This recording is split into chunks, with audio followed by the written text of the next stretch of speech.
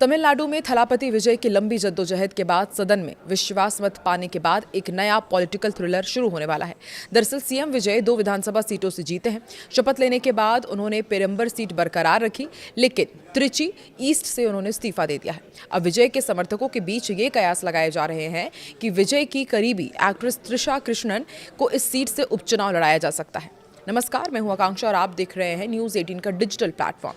विजय की party TVK का इस बारे में अभी तक कोई भी बयान सामने नहीं आया है, लेकिन लगातार ये कयास लगाए जा रहे हैं कि जो सीट विजय ने छोड़ी है, शायद हो सकता है कि उसमें एक्ट्रेस त्रिशा कृष्णन अपनी किस्मत आजमाती हुई नजर आए और अपने पॉलिटिकल करियर की शुरुआत करें।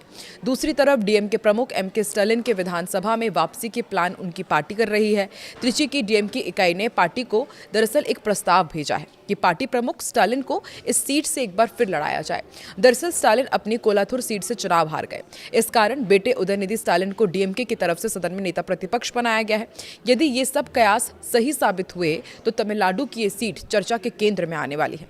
एक तरफ टीवीके की तरफ से त्रिशा होंगी और दूसरी तरफ डीएमके प्रमुख एमके स्टालिन होंगे। लेकिन फिलहाल ये दूर की कौड़ी है, क्योंकि त्रिशा अभी टीवीके की सदस्य नहीं है। लेकिन कहा जा रहा है कि पार्टी के कुछ नेता उनको टीवीके ज्वाइन करने और त्रिची ईस्ट से लड़ने की गुजारिश कर रहे हैं। वैसे भी इस सीट के उपचुनाव में सीधे विजय की प्रतिष्ठा दांव पर होगी। वो 27,000 से अधिक वोटों से चुनाव जीते थे। टीवीके इसी तरह के प्रदर्शन को बरकरार रखने का प्रयास करेगी। लेकिन स्टालिन यदि अपनी पार्टी इकाई के प्रस्ताव को मानते हैं और इस सीट से लड़ने का मन बनाते हैं तो ये काफी हाई वोल्टेज मुकाबला साबित होगा। विजय की पार्टी टीवीके का इस बारे में अभी तक कोई भी बयान सामने नहीं आया है। त्रिची ईस्ट सीट साल 2008 के परिसीमन के बाद अस्तित्व में आई थी।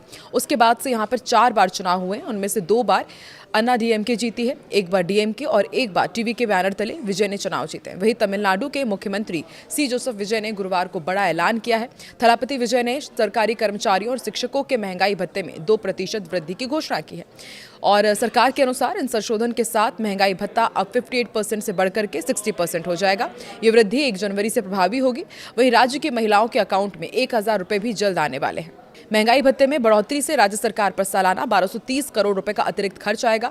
विज्ञप्ति में यह भी कहा गया है कि सरकार आवश्यक अतिरिक्त धनराशि आवंटित करेगी और सरकारी अधिकारी शिक्षकों, पेंशन भोगियों और पारिवारिक पेंशन भोगियों के कल्याण के प्रति अपनी प्रतिबद्धता साबित करेगी। सरकारी विज्ञप्ति में कहा गया है कि सीएम विजय ने लोगों के लिए विभिन्न कल्याणकारी योजनाएं तैयार करने और उन्हें लागू करने के लिए कदम उठाने का संकल्प लिया है। वहीं दूसरी तरफ सीएम विजय ने कहा है कि महिलाओं को क्लेगनार मलगीर उरिमाई थोगाई योजना के तहत मई माह की किस्त जल्द ही दे दी जाएगी। इस योजना के तहत महिलाओं को 1,000 रुपए दिए जाते हैं। इसकी शुरुआत पूर्ववर्ती डीएमके सरकार ने की थी और इसका नाम पार्टी के दिग्गज नेता एम करुणानिधि के नाम पर रखा गया था। सीएम विजय ने निर्देश दिए हैं कि इस योजना के तहत मई महीने की 1,000 रुपए की किस्त जल्द ही लाभार्थियों के बैंक अकाउंट में सीधे जमा कर दी जाएगी। राज्य विधानसभा चुनाव से पहले विजय की पार्टी ने 60 वर्ष से कम उम्र की महिलाओं को 2,500 रुपए प्रति महीने सहायता देने का वादा किया था और अब उन्होंने साफ कर दिया है कि पहले की सरकार जो 1,000 रुपए सहायता राशि देती थी वो निर्बाध तरीके से उनके अकाउंट में आती रहेगी। वहीं दूसरी तरफ त्रिची को लेकर के भी माना जा रहा है कि अब त्रिशा वर्सेस एमके स्टालिन का यदि फ्रेम देखने को मिलेगा तो जीत किसकी होगी, क्या यहां पर भी हाई वोल्टेज पॉलिटिकल ड्रामा देखने को मिलेगा? आपको क्या लगता है? कमेंट सेक्शन में जरूर अपनी राय रखें।